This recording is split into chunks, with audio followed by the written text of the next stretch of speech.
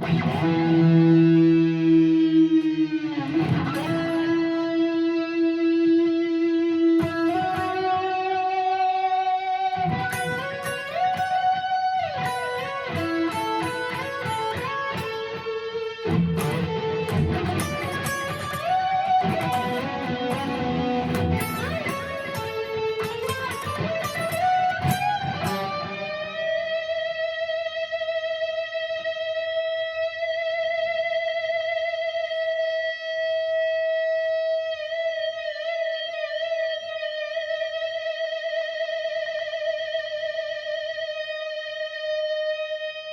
it ever going to end? I don't know.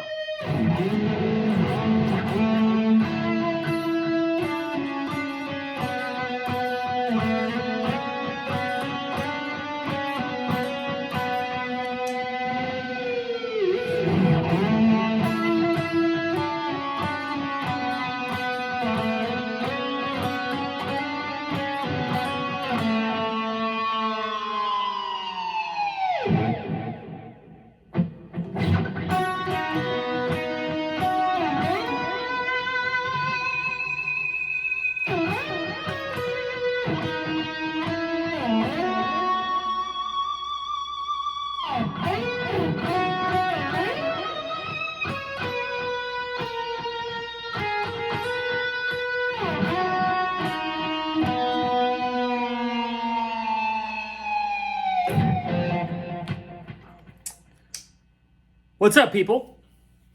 Kyle back again. So, hopefully, per always, your week is going great. It's going fantastic. A couple things.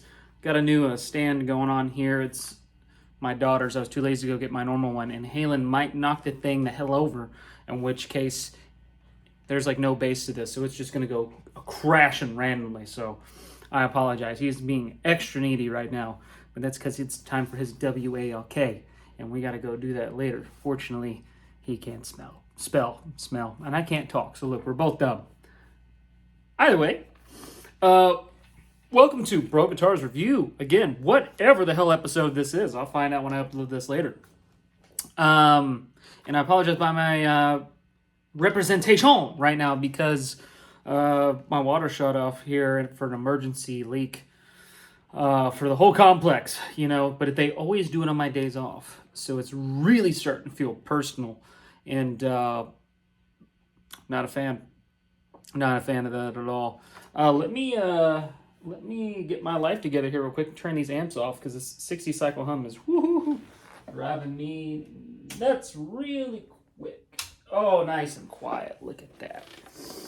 Okay, so not to keep you waiting. What are we going to talk about today? Well, we are going to talk about this guitar that weighs an extreme amount of poundage. All right, this right here, if you'll notice, it has no brand name. Why is that? Well, that's because I built it. This is my I wouldn't say my very, very first guitar build I ever did. Now, as far as like custom guitars that I wanted for like myself, my own, like if I was to be like, Kyle, if you had like a signature guitar, what would it be? Okay. Now this guitar is 8 years old. It's not old, but it has seen a lot of playing. I'm outside of my very first guitar ever, this one. I have played this one, bar none, the most, besides that one, okay? So today what I'm going to talk about is custom building. Should you not? Does it make sense? I'm going to go over the specs of this one, some cool stuff that you can really customize on your guitars and this and that. So again, it's going to be, he's going to knock it over. It's going to be kind of just random. Oh, he's got his toy. It's just going to be kind of random things that I'm going about here. Again, there's no particular order. I'm just going off of just memory and just winging it because that's what I do. Shut up.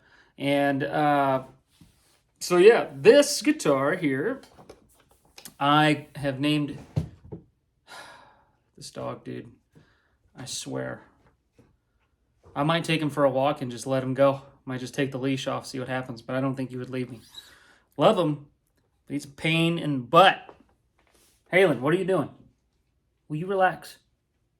Can I have 30 minutes? Is that okay? Will you sit and be a good boy, please? Please. So, this guitar I named Isla Marie after my daughter. I had built this guitar in hopes of maybe one day giving it to her, but she's actually left-handed. So, there's that. I mean, again, I could restring it and this and that, but who am I kidding? This is for me. But I named it after my daughter, okay? So this is Isla Marie, the very first custom build that I ever did for myself. And I went all out on this thing. Tons of different influences with this guitar.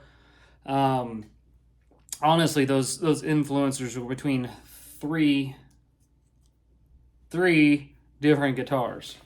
Those guitars being... Right now, we'll show you right now. Why? Because it's my channel and we can do what I want to do. It was, let me get my life together here. This guitar that you saw on the last one, the influence from this guitar was specifically there he goes hitting the camera, the abalone that you can kind of see throughout the guitar. I love abalone. I think it's a great look on certain guitars, okay? So it was an influence in my V-type. It was also an influence of the man himself with my Frankie, okay? Very little dusty. Need dust. But with my Frankie, okay? There's a big influence on this, especially for the neck. Again, we'll dive into all this. And then the other one, which I don't have currently, but I do in fact want, is going to be a Valley Arts guitar. I'm not going to go into detail on what a Valley Arts guitar is, but if I ever get it in my grasp, I will do a review on that. And then we will in turn talk about the Valley Arts guitar. But those three guitars... Actually, four were huge influences on this guitar. Now that I think about it, because there was one other one, okay? And that one other one was a John McGuire guitar. John McGuire, yeah. A John McGuire guitar. So the John McGuire guitar, he actually kind of started doing his own thing. He was affiliated with Valley Arts. I believe it was his father.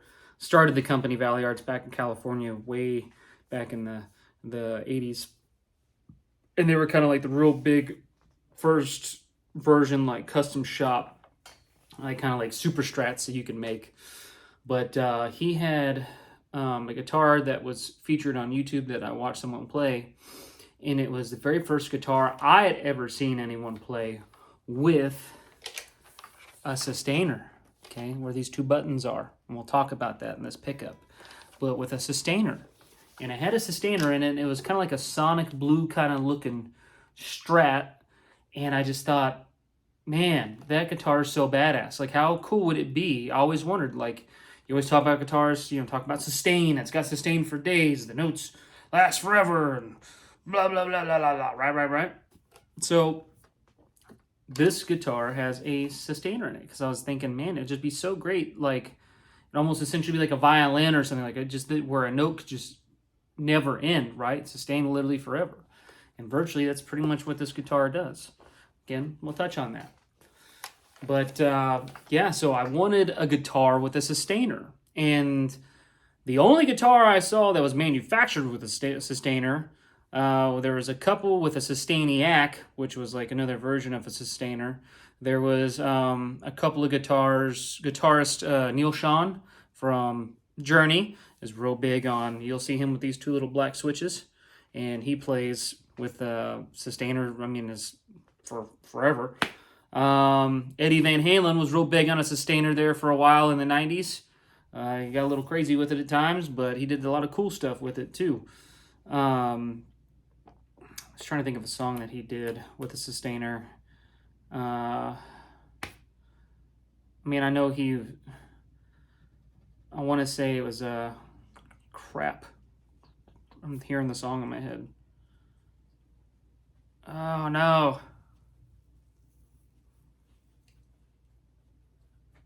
What was it called? Anyway, I'm drawing a blank. I'll think of it. I will think of it. Anyway, he was known for playing with the sustainer. Couldn't necessarily say who really made it popular, but like there was a phase where just everyone was playing with the sustainer. But again, Sustainiac was a company that you could buy, some like a kit and then have that installed in your guitar. I know Schecter has Sustainiacs in their guitars now, but the only ones I knew of that came with it installed, ready to go, was Fernandez, and this is a Fernandez sustainer, okay? I don't even know if it says it on there. Does it say it on there? What does that say? It just says sustainer on it, but it's a Fernandez sustainer. Now, Fernandez is a company that's been around for a super duper long time.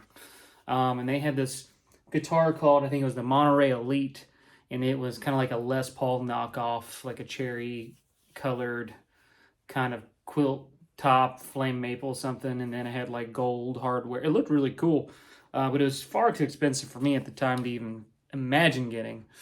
But again, I wanted a guitar with a sustainer, and we'll touch on how much bullshit that is in itself, and if it's worth it or not. So yeah, I wanted a guitar with a sustainer. So the John McGuire was a big influence on this guitar in particular. The other influences, like I said, was the PVV type with the abalone in it, because this has abalone, as you can tell here, in the fret dot markers. You know what I mean? Very pretty. Okay. Then the Frankie. I mean, obviously it was a Super Strat. So, I mean, look at it. This is, in fact, a Super Strat. This is my version of my Super Strat that I always wanted. And the body on the other one is Swamp Ash, which is, that one's actually a lighter guitar. This one is also Swamp Ash, but this is the heaviest guitar I own by far. This guitar weighs a shit ton. It really does. It weighs so much. But again, we'll go on specs here in a second. But the influence from the Frankie specifically was the neck. I mean, look at that neck. That's bird's eye maple. I was just crazy about bird's eye. Once I saw a bird's eye maple neck on a Frankie, I was just like, oh my God, let me get my hands on this. Okay. And again, we'll touch over all the specs. Okay. What was, sorry, middle of thought. So we got the PV, with the Valley Arts. We got, well, the John McGuire guitar. The Frankie. I know I said there was a fourth one. What am I thinking of here?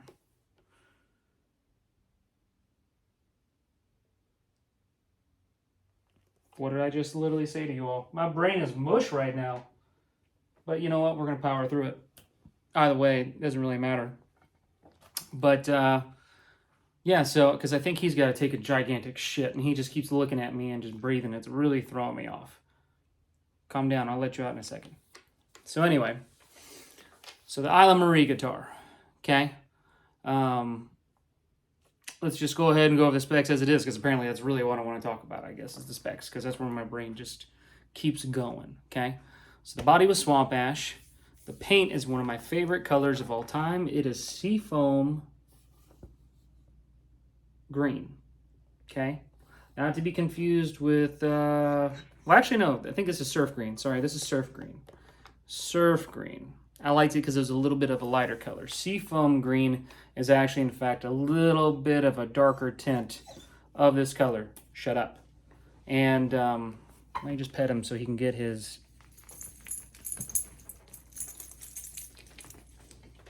You good? Here, get down.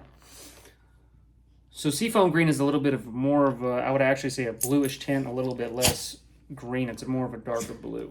And this is Surf Green, which again, one of my all-time favorite colors, like your classic 50s and 60s guitars all looked like this color. Okay. I think the song, by the way, that Eddie uses Sustainer on was Learning to Fly. It was on the Best of Both Worlds album. It's a lot of harmonics and Sustainer, neither here or there, but I told you it would come to me. Pretty sure it's called Learning to Fly. But again, surf green, okay? It's got an original Floyd Rose on it. Awesome sauce. The pick guard was custom made, okay?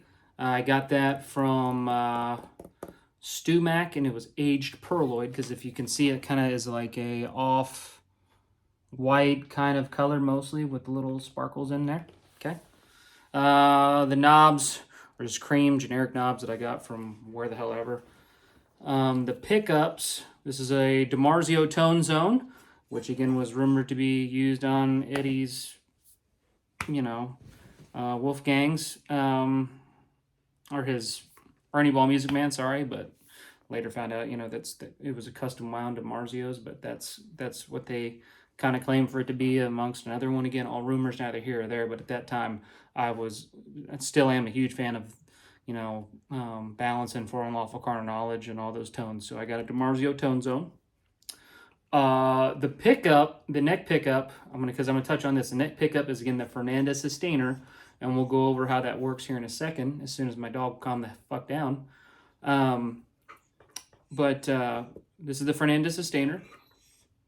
This is a DiMarzio Red Velvet pickup, and the reason why I got this pickup specifically is because this pickup in the neck position is dog shit. Speaking of, because I'm pretty sure that's what he has to do, so might have to let him out sooner or later, but we're gonna try hold off because you guys come first, I guess. Apparently you're good, buddy. Just calm down. You just want love and attention. I know it's really what you want, but calm down. You're just sitting here staring at me. It's getting weird. Let me focus.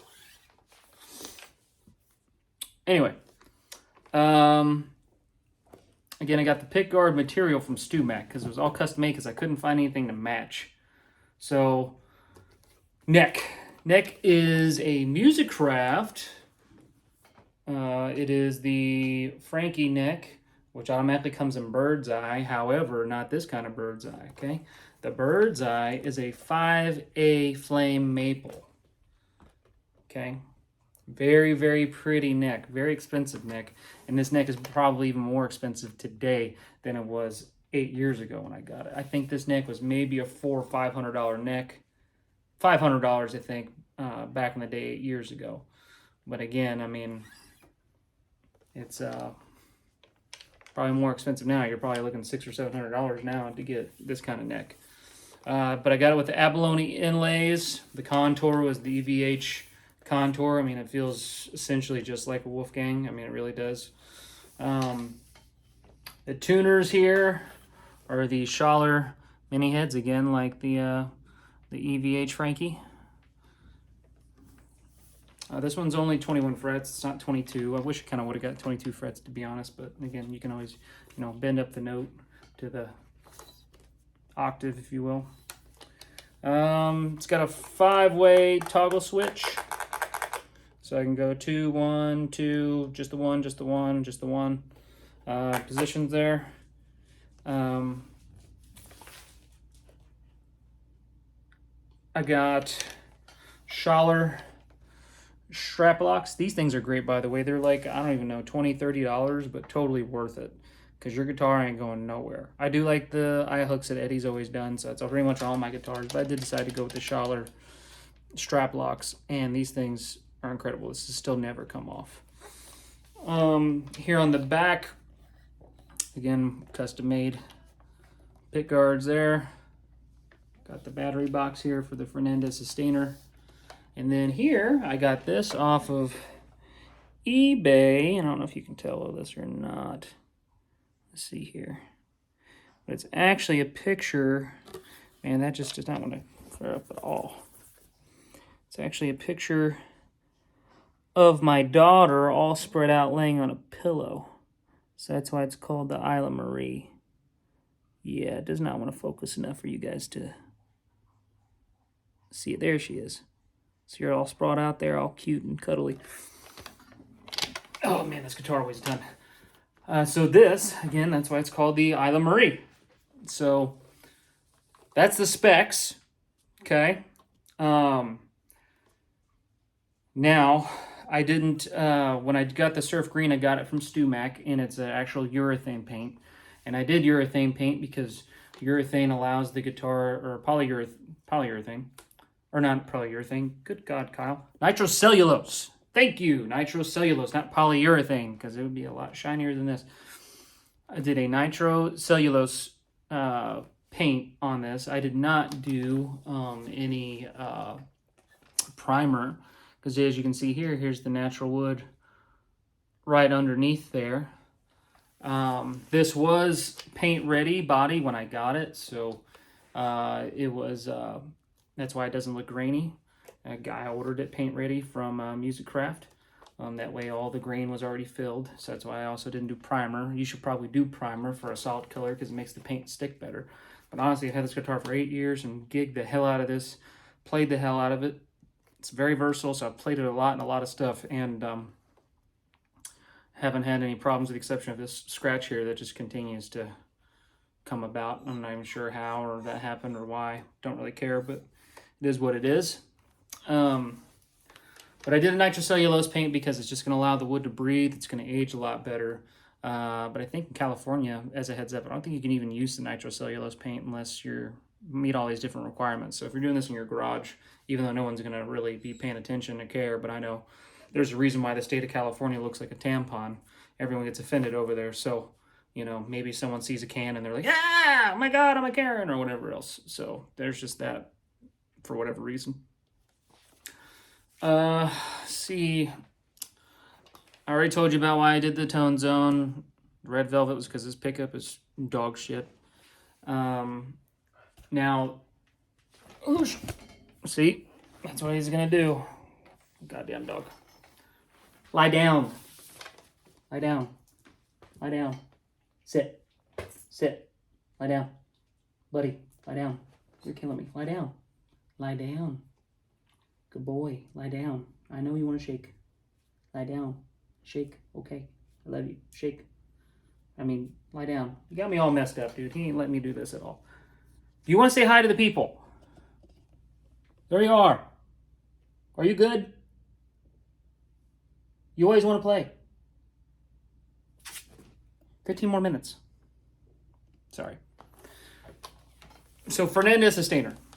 Or actually, before I even get into that, let's just go into the cost of everything. So the cost of everything, the neck or the body was probably back then, due to inflation now, who knows? But the body was about 150, 175. The Floyd Rose at that time was much cheaper. I think it was only like $200 for an original Floyd, and it came with the nut. You know, and the nuts now are like $40. That's an R2 nut, by the way. I believe it's 10 to 16 compound radius. Like I said, asymmetrical neck because it's the EVH profile. But neither here nor there. So $200 for that. The pickup was like maybe $90 for the DiMarzio Tone Zone. Red Velvet, I think, was maybe $60, $50. The Fernandez Sustainer was like $350, which is pretty crazy. The pickguard material was like $50. Pickguard material is no joke. It's actually a very expensive thing, which is kind of insane. But again, gotta do what you gotta do if it's what you want, right? Like I said, the neck for that time was about a $500 neck, I believe. And another reason why the neck was expensive because I also got the neck baked. Okay, so they sit there and they put it in an oven and they get all the moisture out. That's why it's a very dark brown. Okay, and then they go over it with a hand oil rub finish like you would on like a on your gun or so, like the wood on your gun. And it really brings out any type of grain or flame in the wood. And I mean, just look at that neck. It's just a beautiful neck, right?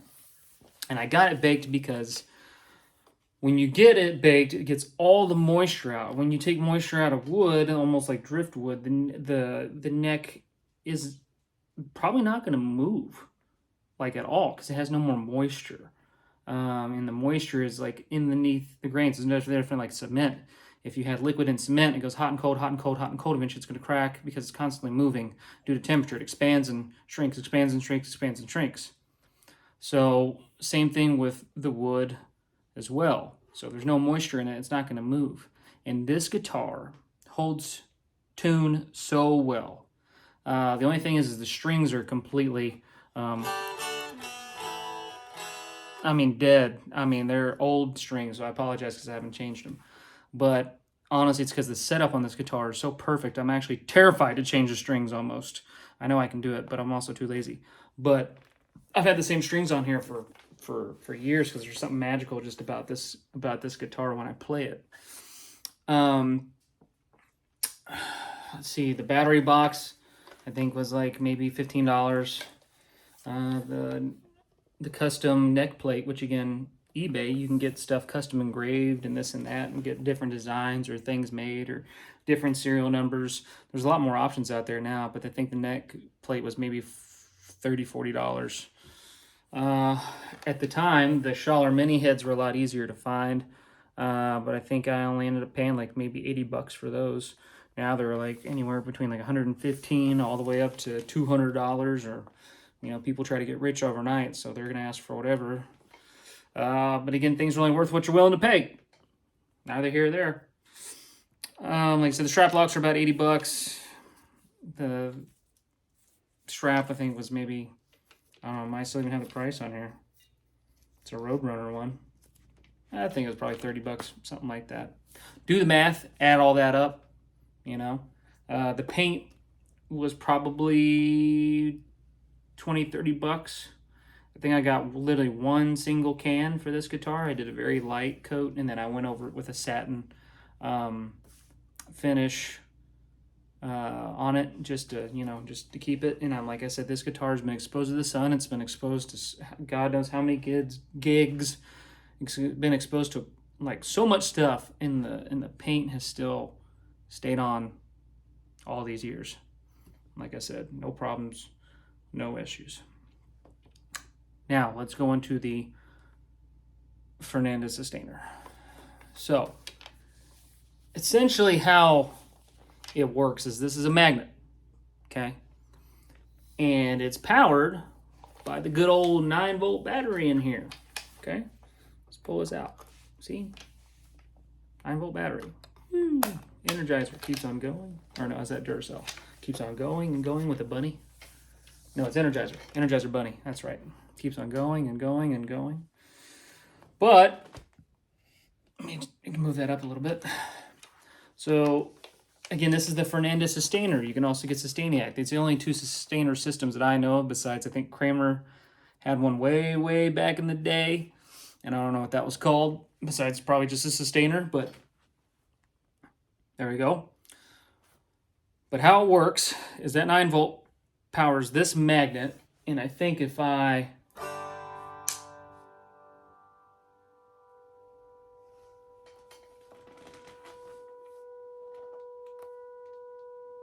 hear that? That's the magnet irritating the strings, because when you strike a string, it rotates. It goes like this, almost like that. And this sucker will just keep going as long as that battery's going. So the battery, till it dies, it's gonna hold that note.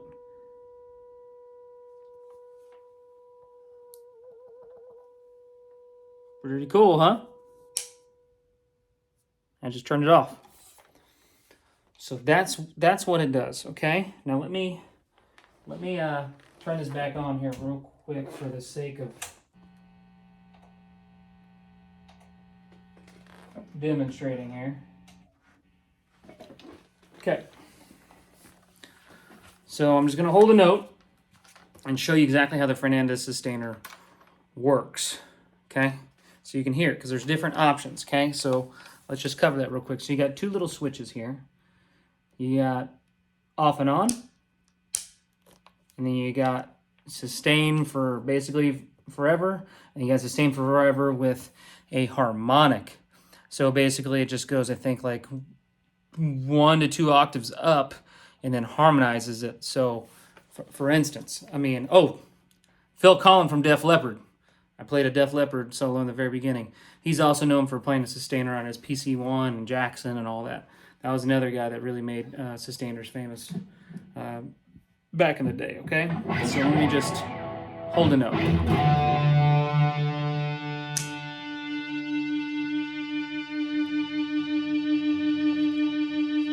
And you can hold that, you can move it.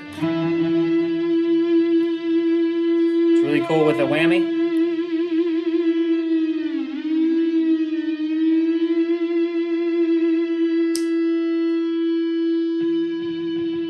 Turn it off, the note eventually dies, okay? So again, that's just in the harmonizer, or the sustainer position. Sustainer position, that's all it is, okay? And that's with the up switch here for me on here. This is my off and on, and that's just the up position is just basically hold the note, okay? Now, what the other one does is really, really cool. I'm gonna hold the same note again. I'm going to kick on the sustainer, but then when you hear the harmonizer, see if you can point it out. I mean, it's pretty obvious, but it's on right now.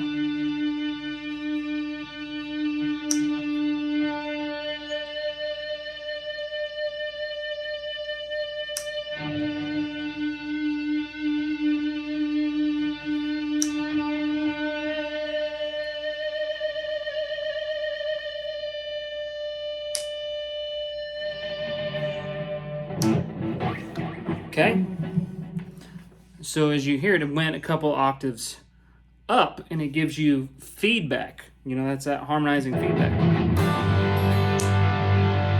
There's G chord, kick it on.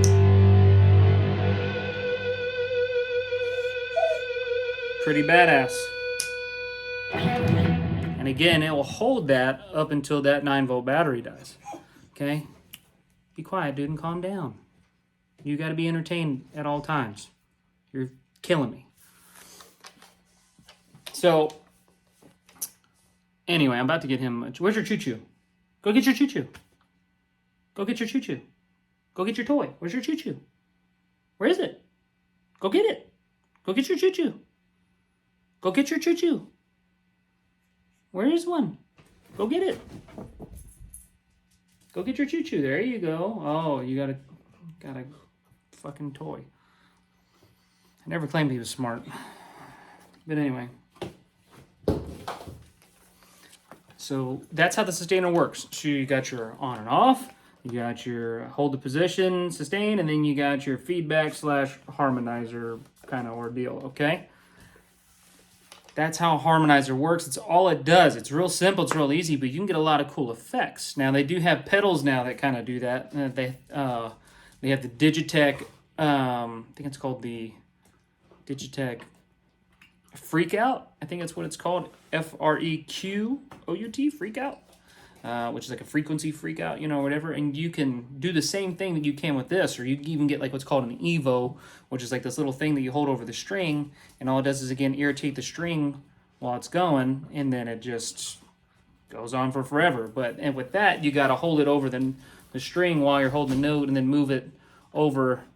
That's the only reason why I wouldn't do an Evo. But again, if you're just doing it as a one-off, a one-time thing on one song, and it's not anything crazy, you want a real cool effect, then you could do that.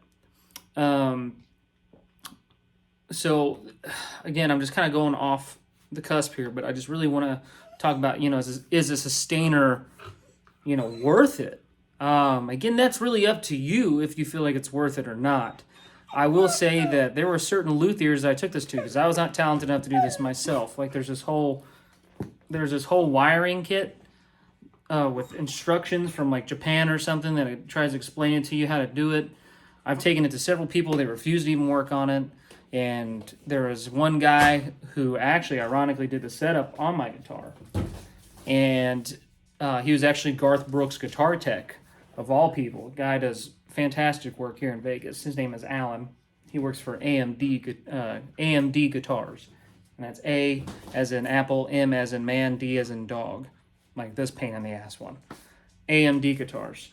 Again, he does great guitar work. And I got another guy out here, too, who does really good stuff as well. Sorry if this is distracting, but he's killing me. So,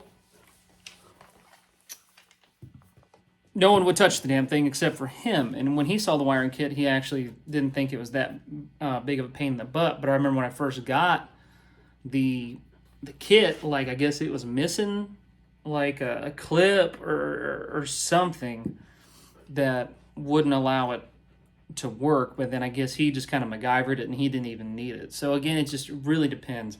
I would advise that you pay someone else to take care of it for you, as opposed to you trying to do it yourself, because it just confused the shit out of me. I honestly didn't know how to even handle it. But you also are going to have to, I think it was a couple $100 to get this installed too. So you figure all in with the Fernandez sustainer and this and that, it was like $500 to do all the work, because they also have to route your guitar. So they got to put 2 little holes in here, because on the back here, they got to put in all the microchips and all the fancy stuff that I didn't know how to do, all goes in here in this cavity. Okay, so they're going to have to route your guitar. Now, you can get the battery pack here route from, not Musicraft. I'm so sorry, this body is from Warmouth. See, this is where I just start losing my mind. The body's from Warmouth and the neck was Musicraft. And Warmouth makes great products. Musicraft, you know, kind of off and on.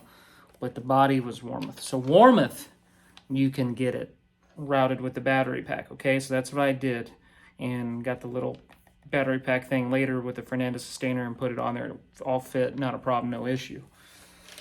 But like I said, you will have to get your guitar routed for this. And then if you ever decide to change it, now you're going to have 2 holes in your guitar. And the neck pickup just literally goes in like any other pickup. But like I said, when you have it in the neck position, I mean,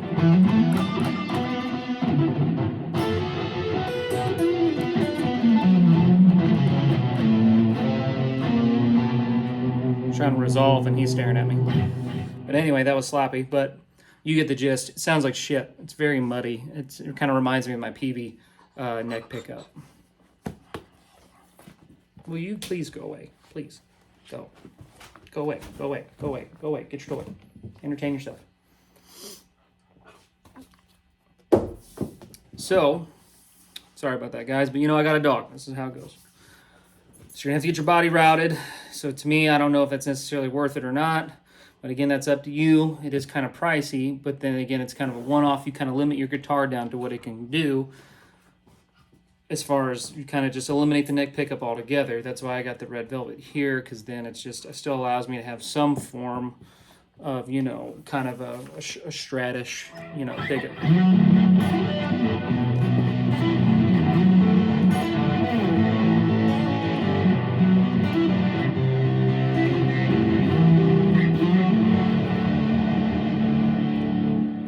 Again, that's high gain playing, but night and day difference to me, at least to my ears. But again, sloppy playing, very fast, or whatever, because it's going to be a 40-minute video, and he's driving me fucking nuts. So, please get your toy, dude. You're going to have to get your body routed for the 9,000th time that I've said that. Now, the Fernandez sustainer, one thing that's cool with it is you can get it in black or white. The white was a harder one to find. I actually wanted like an off-white to kind of look like this, but it is what it is. But you can get it in all black or white, and they also have a humbucker one. So basically when you engage the sustainer, it nixes your other pickups. It only operates off of the one. So that's what you're doing when you put the sustainer on. It'll work with clean. It will work, as you can see, unplugged, with nothing coming through it or anything along that nature. It works as long as you got the 9-volt in it.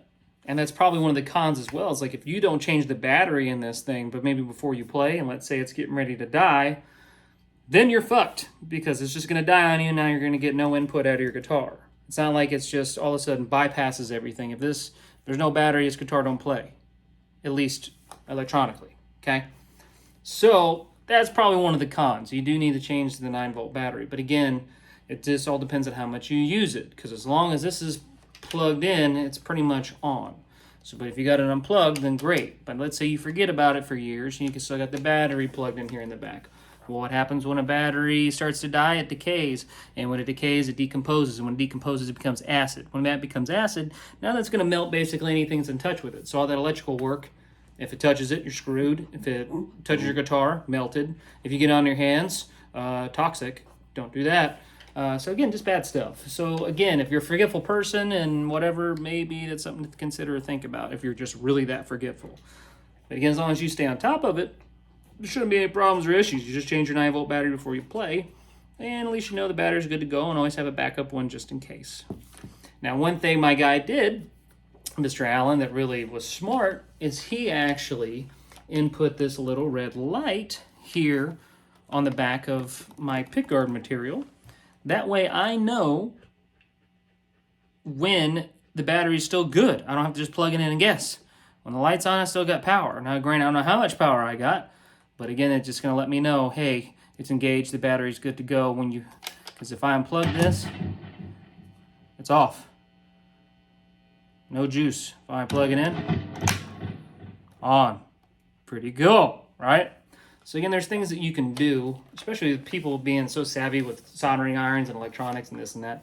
There's literally so much stuff you can do now to guitars. You can customize anything. You can take this to an airbrush place and get an airbrush. You can get a different color pickguard or get a different design, or you can have your favorite sports team on it. Or you got stickers, you got decals, you got wraps, the sky is the limit. You can get, necks. You can get the neck profile, a different profile. You can change the fret wire size to higher or lower, or vintage or whatever. You can get no frets. You can get scallop frets. You can get different inlays. You can get your Gibson inlays on your Fender Strat neck. You can get different headstocks on different, necks. You can get different bridges from, the Tune-O-Matics all the way to Floyd to a Schaller to Gatto to whatever. I mean, the possibilities of customization, like anything else, are literally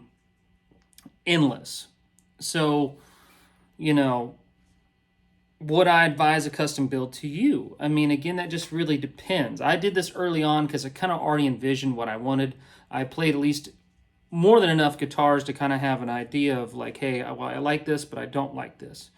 And I think every person should at least try to maybe get a customizable guitar for once, or paint it yourself, or do it yourself. I mean, it's not really too difficult to do it, but at the same time, you can pay people to do these things, or this or that. Like, again, like I said, the sky is the limit. I would advise for you to at least do a custom build at some point in time in your life, because it is a very fun project. It's something you can just get a little here, a little there, unless you're a super impatient person.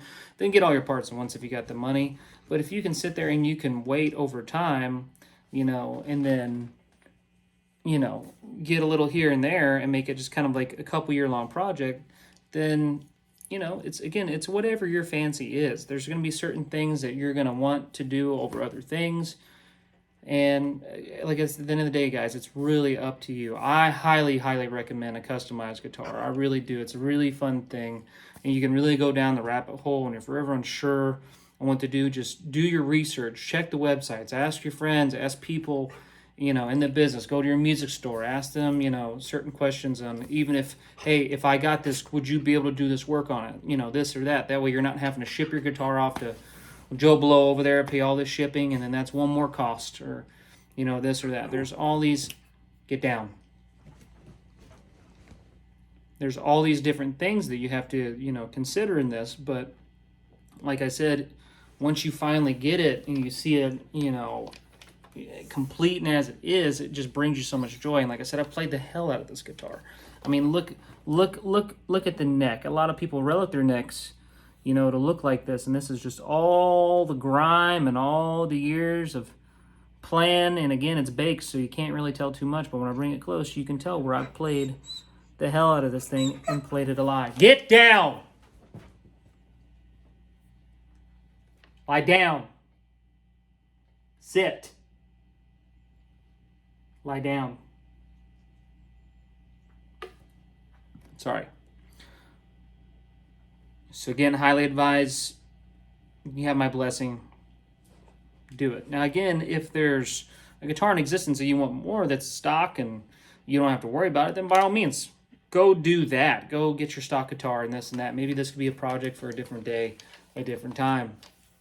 But it is very cool to kind of like have essentially kind of your own signature, and with all the different influences, all the guitars you like into one, and maybe this is the only guitar you ever have and you don't have to buy another guitar ever again. That's the other beauty of getting something customizable. Like, you don't have to have tons of guitars, you really just only need the one, right? So again, that's the beauty of the customizable guitar, and it's literally like the budget is what's going to allow you to get whatever you want, or maybe you get a little bit less or this or that. But I would just say save your money and just really get what you really want the first time, as opposed to just settling just to have a customizable guitar for having a customizable guitar when it's not actually everything you want on that guitar. But you will go down the rabbit hole, it gets addicting, and the next thing you know, you're like, oh, well, then I want this, and I want that, and I want this, and I want that. And that's why I tell you guys, too, just a little piece of advice, is make sure you always get your parts up front and then kind of put it together and make sure everything fits, because this was a Warmoth body and a Musicraft neck, and I've had others where they don't necessarily fit as well. If the neck is too big for the pocket, that's okay. If it's the other way around, that's bad. But again, you can take it to your luthier friends. But again, if you're living in Alaska, I don't even know if you got luthier friends out there, this or that. So that's what I'm saying. Just do your research. See what services are available to you first before you start going down this route. Because the last thing you want to do is spend all this money on all this stuff, because parts are expensive, and then find out that there's going to be no one to put it together, or you don't know how, or you use the stuff as your practice material and you screw it up. You know what I mean? So again, practice makes perfect. Practice on your other guitars, your other cheaper ones, or your project stuff. You know, just get kind of familiar with it, or make sure there's someone in town that's capable of doing this for you, and then do that. That's my best advice that I could tell you about the customizable guitar. There's nothing wrong with buying stock guitars or this or that, but no different than, you know, Eddie or any of some of the other famous guitars. You know, like, there wasn't a guitar in existence that was able to do what they wanted, or inspired them to play, or made them want to play a certain way. And that's, you know, each guitar is like a paintbrush. You know, they all have their different sounds, their different tones that make you want to play a certain way. Sometimes you grab a guitar because based on how it looks, because it inspires you to play that way. You know, and again, and that's why it just goes, you go down this rabbit hole of everything. But in reality, guys, you'll need the one, and tone comes from your fingers. You know, but I'm not going to sit there and lie to you and sit there and say like, oh, well, you can hold a note forever because tone's in your fingers. No, you're going to need something along these lines, or like I said, the Evo or the Freak Out pedal from Digitech or whatever. Like, you're going to need something to be able to do that. But again, it's just all about, you know, what you want and what use you're going to have for it, and what's ever going to inspire you. Okay, so, you know, with a synopsis of everything, get yourself your customizable guitar. They're fantastic. They're great. eBay's a great resource. StewMac is a great resource. Guitar Center is a great resource. With the internet, like, everything's just available now. You know what I mean? It's, like I said, the sky is the limit on being able to get this stuff. But I highly, you know, recommend Warmoth, Musicraft, K&E. There's just so many different guitar builders out there that can give you the parts, good quality parts that will fit together, and you can do it. And like I said, this guitar has been my number one for a great many years. I would consider it kind of retired now. I don't play it quite as much, but this guitar still rocks. It's very versatile. It can play essentially just about anything, and that's why I've just played the hell out of it. I mean, I played anything from worship music to country to southern rock to rock and roll to not quite death metal, but in the realm of, you know. But it's you know, get your guitar that's versatile too. That way it can play just about anything. And then when it's a great opener with or to end a song with the sustainer, you know, it comes in increments. It's all about a little bit of flavor here and there, a little bit of seasoning, because too much is too much, you know. But it is easy to get carried away with. But again, if that's what makes you happy and that's what you want to do, you keep going to that 9-volt dies, man. I mean, just do it. Okay. So again, that's my synopsis. Customizable guitars, Fernandez sustainer. It's up to you if that's really what's worth it to you. Like I said, that was kind of some of the things I ran into. It was a pain in the ass to do. It wasn't something I just got and it just made it happen the next day. It was a process. It took time to be able to find somebody to put it in, and then parts were missing, and he was still able to make it work, and then have to get the body routed and this and that. Because there was even a case here where I had a football plate on here, right? And I didn't like it and took it off. So now I got these 2 holes that kind of drive me nuts. And then I got the cup kind of one like on a telly here instead, because I like that a lot better. But yeah, guys, I think that's about it, man. Like I said, it's really fun to get into. I love talking guitars. I like talking with you guys. Sorry about Halen being a pain in the ass, but I really probably do need to go let him out now so he can go take his shit that he seems to just have to make, and watch me take him out and he doesn't take a shit, because that's just, dog parent life. That's what it's like. I do love him though, as much as I care, complain about him, but he does drive me nuts, but he's still a puppy, so, here we are. March he'll be a year. Yeah, so maybe I can dive in more as far as like, customizations and this and that or whatever else. But again, I try to make my videos at least under an hour, and I try not to ramble on about a lot of stuff like I'm rambling now, if you're even still listening.